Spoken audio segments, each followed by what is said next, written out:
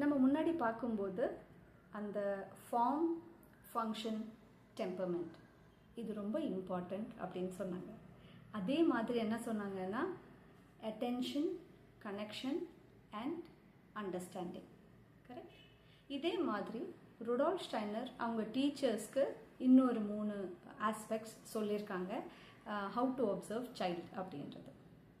December 23, 1921, Steiner was now able to give to the faculty of the independent Waldorf School, and in the summer of 1924, shortly before he fell ill, to the first curative teachers in the anthroposophical movement, the elements and the motives of the treatment used with Otto Specht, relating to the qualities of the relationship based on love, typological experience of sickness, and karmically singular perception of the individual.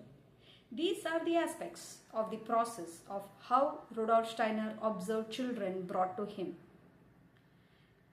noticing the things that seemed important to him, and that will be considered in a first approach below.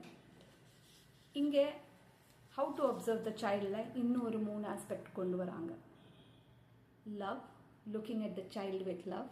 நம்ம எல்லாருமே தான் லவ்வில் பார்க்குறோம் இல்லையா, நம்மளுக்கு எல்லாருக்குமே love இருக்குது.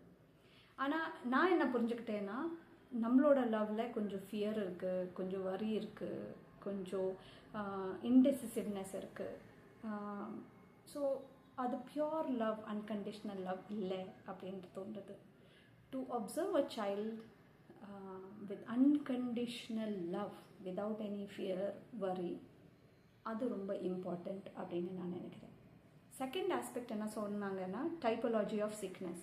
அப்போ நம்மளுக்கு அவேர்னஸ், ஒரு டயக்னோசிஸ் இருக்குது, இல்லை ஒரு டிஃபிகல்ட்டி இருக்குது, ஒரு சேலஞ்ச் இருக்குன்னா அதை பற்றி நம்மளுக்கு முழுசாக தெரியணும். அது ஆழமாக நம்ம அது புரிஞ்சுக்கணும். அதோட எக்ஸாக்ட்லி என்னது, அது எப்படி அது ஒரு குழந்தைங்களில் தெரியுது அப்படின்றது. மூணாவது அவங்க ரொம்ப இம்பார்ட்டண்ட்டாக சொன்னது karmically singular perception of the individual.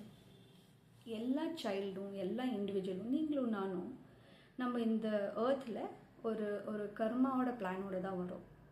நிறைய பேர் பிலீவ் பண்ணுறாங்க, நிறைய பேர் பிலீவ் பண்ணல, but that's all right. So ஒரு ரீசனுக்காக, ஒரு பர்பஸ்க்காக ஒரு கர்மாவோட பிளான் வச்சு தான் நம்ம வராங்க. அதுவும் நம்ம மைண்டில் இந்த சைல்டை ஒப்சர்வ் பண்ணும்போது வைக்கணும்.